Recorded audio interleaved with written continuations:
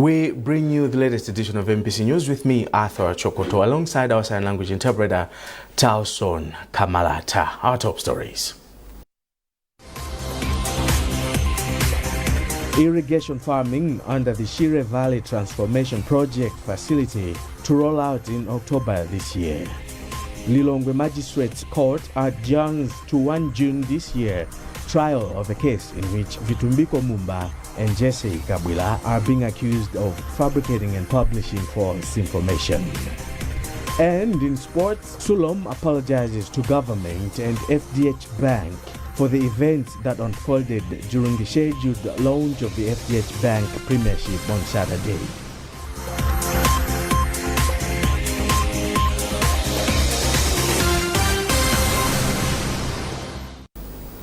Glad you could join us, and now the news in detail. The Shire Valley Transformation Project has announced that farmers will start using the facility for irrigation farming in October this year, once the installation of pipes to tap water from Shire River is complete. Coordinator for Shire Valley Transformation Project, Limbani Gomani, made the remarks when Minister of Agriculture and Irrigation, Rosa Fachimbilizi, toured the project to appreciate progress. More in this report by Simeon Boyce. The minister, who was escorted by officials from the Ministry of Agriculture, started the tour by visiting the water intake section, where the contractor is installing pipes to tap water from Shire River through Kapichira Dam. Updating the minister, Shire Valley Transformation Project Coordinator, Limbani Gumani, says they have made steady progress and the canal will begin operating in October this year. It felt necessary from the government that we should provide an immediate solution to the farms in the SVTP area, that they should start to benefit. Therefore, this construction of the temporary conveyance is expected to start bringing water into the main canal by the month of October. As a means of preparing for this water to start irrigation, the project has also planned to develop the on-farm works for the two first blocks, which are Kambadwe, Farm Cooperative Block, and also Manali Range. Kambadwe is 105 hectares and the Manali Range is 674 hectares. In her remarks, Mbelizi expressed satisfaction with the progress and said she is optimistic that soon farmers from the lower Shire will start using water from the canals to improve their livelihoods through irrigation agriculture. I'm very impressed with the progress, but we still have a lot to do, and we need to work very hard and make sure that we finish the project as early as possible, because it will go a long way into transforming this country in terms of agricultural production, where as a government we want to promote exports, to promote irrigation, and to make the lives of the people much better than what it is now. Some of the farmers who are members of Kambadwe Cooperative says they are ready to start using the canals once water starts flowing. During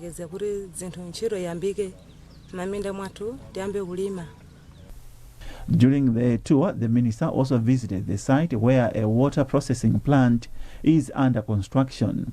Southern Region Water Board, SRWB, will use the plant to distribute potable water to Chikwawa district and the surrounding areas. Upon completion, the project will revolutionize agriculture and livelihoods of over 48,000 households in Chikwawa and Nsanje districts. Simeon Boyce, MBC News, Chikwawa. Government has commended the Technical, Entrepreneurial and Vocational Education and Training Authority, TVETA, for increasing the number of students acquiring technical and vocational skills in the country. Minister of Labour, Skills and Innovation, George Gona, described such skills as an engine for national development. He made the remarks in Lilongwe after touring TVETA offices. More in this report by Lonjezo Sodoka. The minister started his visit at TVETA offices before holding discussions with officials from the authority. Speaking after the engagement, Chigona reaffirmed the government's commitment to addressing key challenges affecting technical, entrepreneurial and vocational training in the country. Among the priorities, he highlighted the importance of sustainable financing of the authority to ensure effective operations and to reach more people with technical development skills. We are very, very committed. As you are aware, it's under the DPP manifesto. His Excellency Professor Nkhani is increasingly telling us to increase the number of people attending the technical colleges, because they know if we don't have skilled people, we can develop the country. Meanwhile, TVETA Executive Director Elwin Chiwembu Sijuola said the authority has made significant progress over the years. He cited increased access to technical education and improved female participation in male-dominated programs. Sijuola further indicated that TVETA plans to introduce new programs targeting emerging sectors such as mining and agriculture as part of contributing to the country's development agenda. The main thing that we are grappling with is that this access to TVET is still very low. I know that as a country we have made some tremendous progress. The figures I was sharing, there was a time we were only selecting 1,000 or 1,200 annually. We are now selecting 6,500, going towards 7,000 now. Much as we are saying, yes, we have made some significant progress, but if you still look at how many young people out there would we like to take into skills development, you will notice that the figure that we are leaving out is still big. The country has 7 national technical colleges, over 14 community technical colleges, and more than 28 community skills development centers. Longezo Sodoka, MBC News, Lilongwe. The company's Registration and Intellectual Property Center, CRIPC, has described intellectual property as one of the key enablers in the realization of the Malawi 2063. Registrar General for the institution, Chikumbutso Namelo, said this in Lilongwe during consultations on the National Intellectual Property Policy and Strategy, NIPS 2026. Austin Fugula with a report. Namero said the institution, in liaison with government, is seeking to align the proposed policy with Malawi 2063, which focuses on creating an inclusive, wealthy, and self-reliant nation. He said that through intellectual property such as music, films, books, fashion designs, new technologies, and artistic works, the country can build on the same to accelerate economic growth and realization of Malawi 2063. The creative sector is coming up, and the idea is that we should use this policy to strengthen and the creative sector, for example, ensure that they benefit from their copyright. But overall, we can do better, and that's exactly the reason why we are here. We want to move from, innovation just as a project. We want this to be translated into economic assets, into economic value. International consultant with the World Intellectual Property Organization, WIPO, Maclean Siwande, said Malawi has the potential to boost innovation in agriculture, the arts, and in new technologies, which are also critical to the Malawi 2063 development agenda. We're seeing more of the universities producing intellectual property. Some of it has become innovation. If we look at the different sectors that are aligned to Malawi 2063, what we see is that also there's potential in terms of agriculture. There is potential also from manufacturing and industrialization point of view. But also we are seeing a lot of potential from the emerging technologies. Overall, the new policy seeks to position intellectual property as a strategic enabler of innovation-led, inclusive and sustainable socio-economic development in the country. Austin Fugula, MBC News, Lilongwe. Mangochi District Health Office has launched Polio campaign round 2, targeting over 500,000 children under the age of 10. The campaign, which runs until Thursday, 30th April this week, seeks to increase community awareness about administration of the polio vaccine to the children to ensure protection from the disease. According to Chief Preventive Health Officer for Mangochi District, Chimwemwe Jera, immunization officers will conduct door-to-door vaccine administration to the targeted children, including those who received the vaccine in the first round. Jera explains. We have learned a number of lessons during the first round. The first lesson that we have learned is the need for us to have maybe more teams of health workers to provide the vaccines to the people. Basically, if you have more teams, it means more children will be reached, because these teams will also be able to reach out to a number of children in various areas, whether in schools, in their households, and elsewhere. And at the same time, we have also learned the lesson that maybe it's very proper, maybe for us to organize our teams properly. If you have heard our presentation properly, we did not do well on the lot quality assessment. We failed, because after sampling, I think instead of out of 60 children, 9 were found to be missed during the campaign. So probably it has to do with the missed children during the campaign, or also maybe some religious beliefs that prohibits the children from getting the vaccination. So during this round, we are also trying to reach out to the people through various community structures like the chiefs, the religious groups, in order to ensure that they were empowering the parents to have their children vaccinated against the vaccine. The Lilongwe Magistrates Court has adjourned to 1 June this year the trial of former Minister of Trade and Industry Vitumbiko Mumba and Malawi Congress Party spokesperson Jesse Kabwila, who are facing charges of fabricating and publishing false information. The adjournment follows a request by the state, which indicated that its witnesses were not ready. One of the defense lawyers, Kwima Mchizi, said they did not object to the adjournment as they are ready to proceed with the case at any time. He explains. So the case had come for the start of hearing, but unfortunately the state was not ready, or at least that's what they've indicated, that the witnesses are not readily available. So they sought an adjournment, which we did not object to. So the case has been adjourned to the 1st of June 2026 for the start of hearing. I can also say it's not a delay from the defense. So if the state witnesses are not available, that cannot be attributed to the defense, neither can it be attributed to the court. But all you know, I think the reason that was given, if you were there, was that someone is attending to a funeral, hoping that that's the correct position. We know how we deal with funerals in Malawi, so we understand the position of the state as well. No, we've always been ready. That has never been the point. So we've been self-disclosures, we've always been ready. We were ready today, and we'll be ready on the 1st of June. This is MBC News with me, Arthur Chokoto, alongside Taoson Kamalata, our sign language interpreter. A reminder of our top stories. Irrigation farming under the Shire Valley Transformation Project facility to roll out in October this year. Lilongwe Magistrates Court adjourns to 1 June this year trial of a case in which Vitumbiko Mumba and Jesse Kabwila are being accused of fabricating and publishing false information.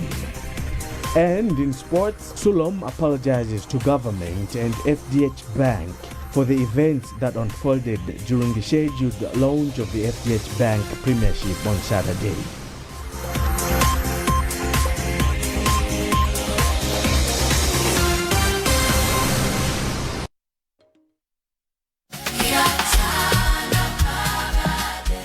Aga, kwa zojiruga, pika ksi, ndiyankolani. Kamano kajeba, kumazokolola, kamwemwe. Izi ni mbeu zogwizana ndi kusintha kwa nyingo. Zobilira kuchidala. Ndipo zimalola zigawo zonse za dziko lino.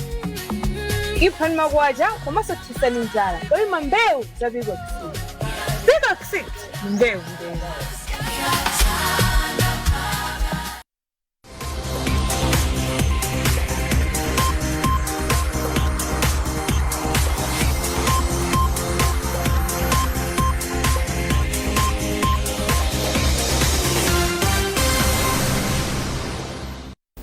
Welcome back.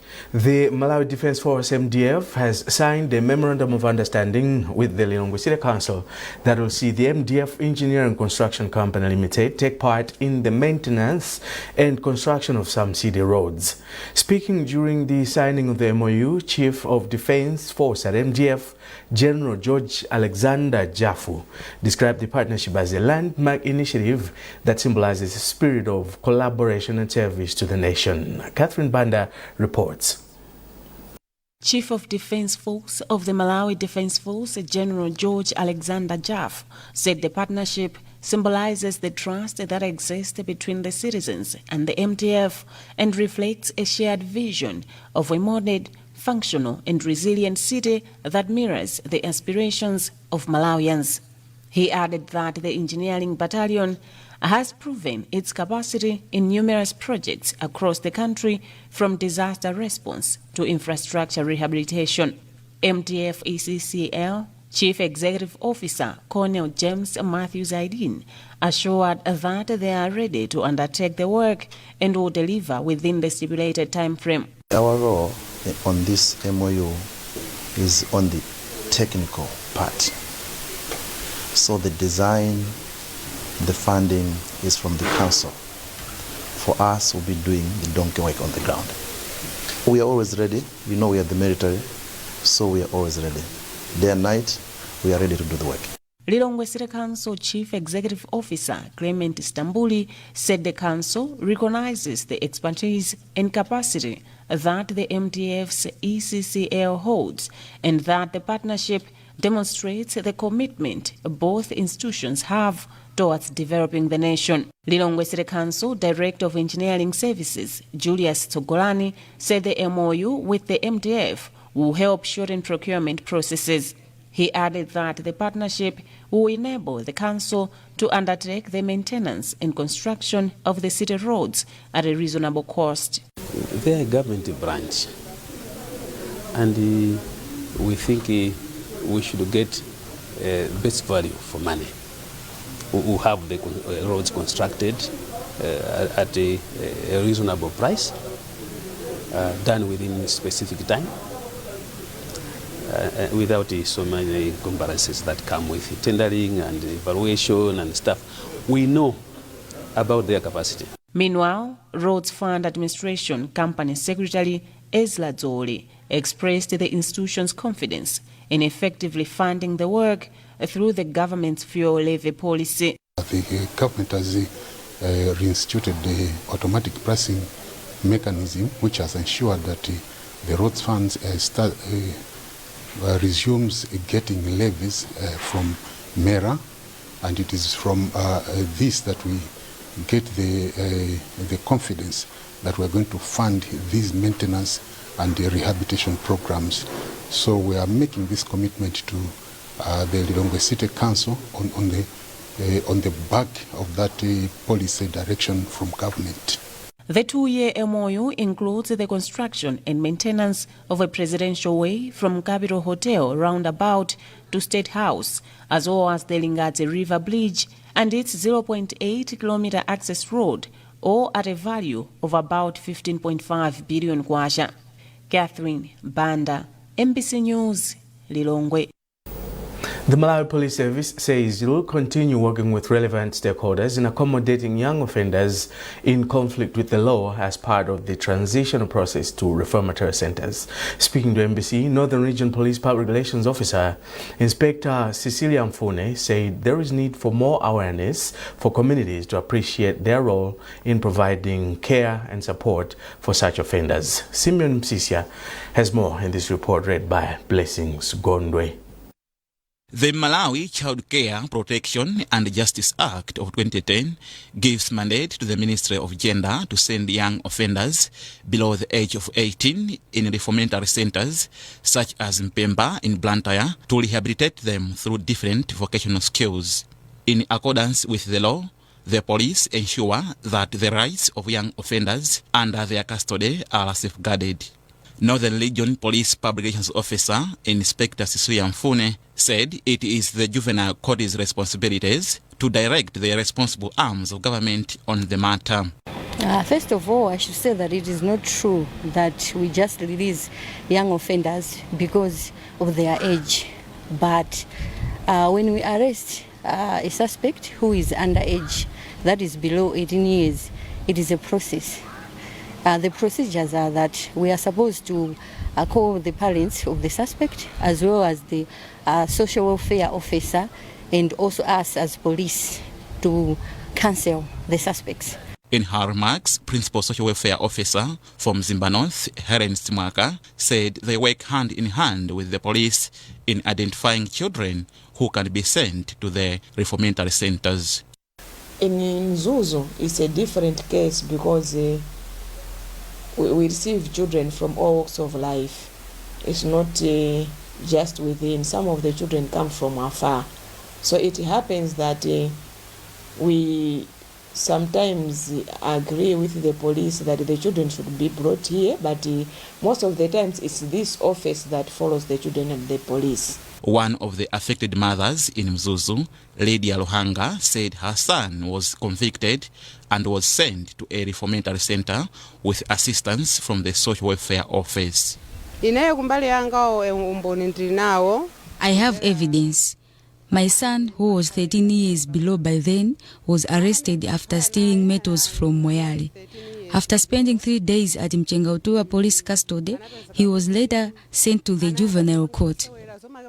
Investing in young people is key in attaining Malawi 2063 agenda. The ruling Democratic Progressive Party DPP has assured Malawians that the DPP-led administration is working around the clock to address socio-economic challenges affecting the citizenry, including fuel shortage and foreign exchange, forex scarcity. Minister of Foreign Affairs George Chabonda and Regional Governor for the party in the South, Charles Mchacha, said this when they addressed a political rally at Mpingwe Primary School ground in Bangwe, Blantyre City on Sunday. Charles Chindongo has more in this report read by Romeo Umali. Speaking to the multitudes, Minister of Foreign Affairs George Chabonda, who was the guest of honor at the rally, assured Malawians of steady fuel supply, adding that the DPP-led administration has taken progressive steps to address the status quo. On Friday, Minister of Energy and Mining Jean Matanga told the nation that the country is expecting over 200 fuel tankers who were on their way into Malawi. Therefore, there is no need to panic. We're also affected because of the war which is going on, which is inevitable.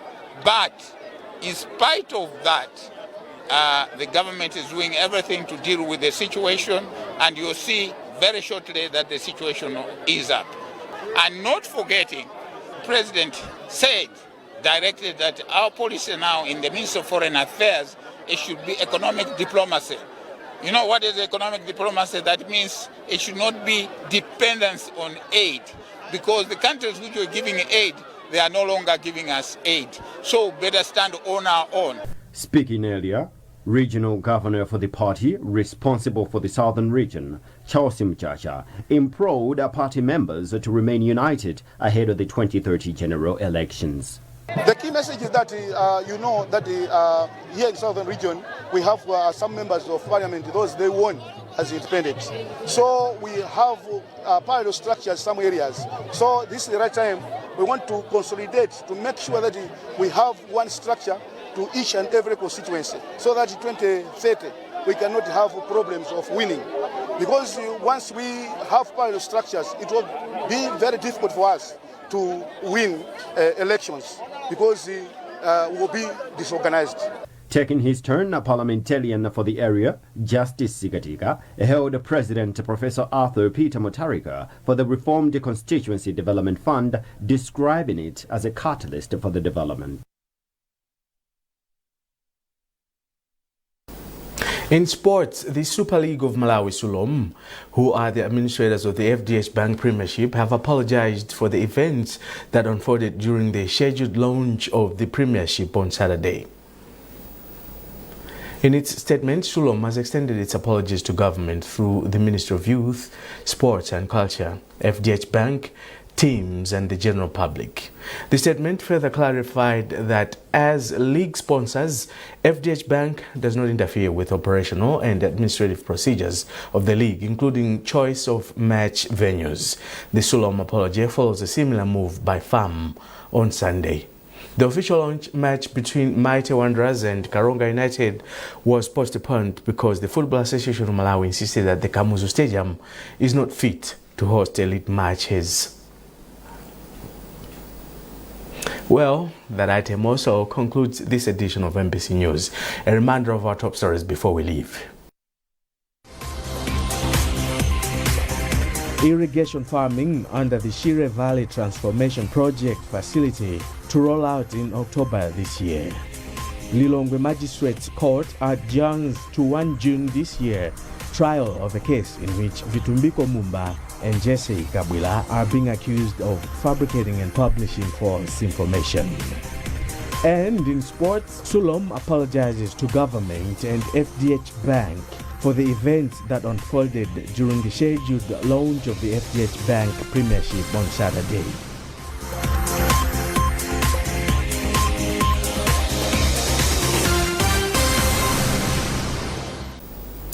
Keep up to date with our news coverage on all our digital platforms by scanning the QR code at the top right corner of your TV screen. You are with me, Arthur Chokoto, alongside our sign language interpreter tonight, Tauson Kamalata. From the entire team, it's thanks for watching. Bye for now.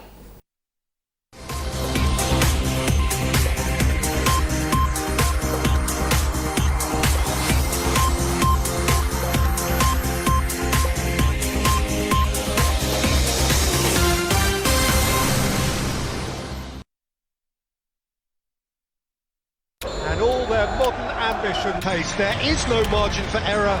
So much here is familiar. Over 1900 games brought us here. There is not a sporting heat quite like this. But history doesn't care about the journey. The Premier League is the best league in the world. La Liga is far and beyond the biggest winner. It only remembers